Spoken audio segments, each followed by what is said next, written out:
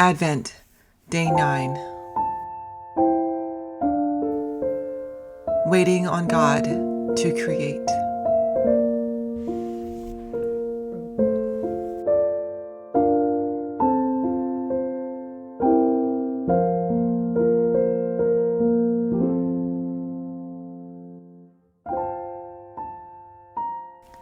A shoot will come up from the stump of Jesse. From his roots a branch will bear fruit.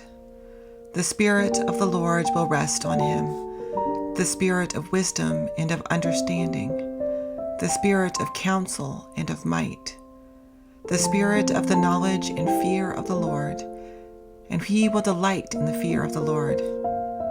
He will not judge by what he sees with his eyes, or decide by what he hears with his ears, but with righteousness he will judge the needy. With justice he will give decisions for the poor of the earth. He will strike the earth with the rod of his mouth. With the breath of his lips he will slay the wicked.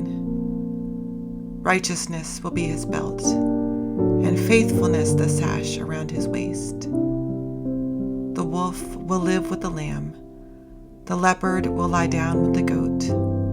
The calf and the lion and the yearling together, and a little child will lead them. The cow will feed the bear, their young will lie down together, and the lion will eat straw like the ox. The infant will play near the cobra's den, and the young child will put its hand into the viper's nest. They will neither harm nor destroy on all my holy mountain, for the earth will be filled with the knowledge of the Lord as the water covers the sea.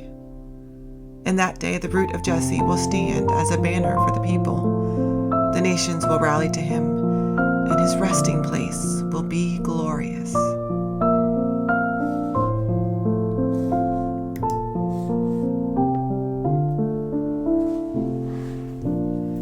The image of the stump of Jesse might have knocked the air out of those first hearing the words.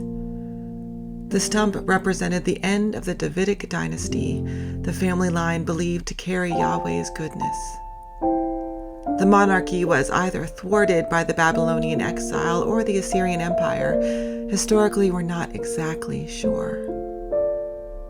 Regardless, Isaiah names what no one wants to say out loud. Jerusalem's political future feels dead, cut off, stunted by despair. The image of a stump might accurately represent how we feel about our own future.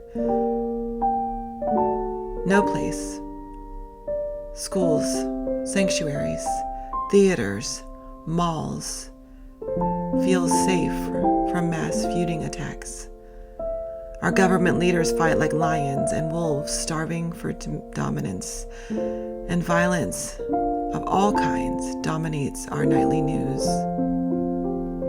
We also need Isaiah's vision for a reordered world where creation exists in harmony, not as a threat to itself. When reading this poetry of peace, I found myself pausing at the line, "And a little child shall lead them." The example of Naomi Wadler came to mind. After the Parkland, Florida school shooting, Naomi, an 11-year-old at the time, organized a walkout at her elementary school to honor victims of gun violence. In addition to those slain in Parkland, Naomi and her 5th grade classmates also recognized people who are killed by gun violence every day and never make news headlines. Naomi went on to speak courageously before crowds in D.C. and on TV shows about the need for gun reform. When she spoke, she held the nation and much of the world captive with her passion, her insight, and her urgency. Where is new life shooting up?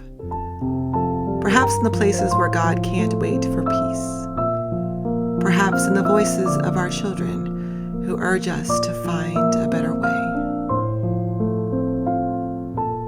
A reflection by Lyle Gwynn Garrity.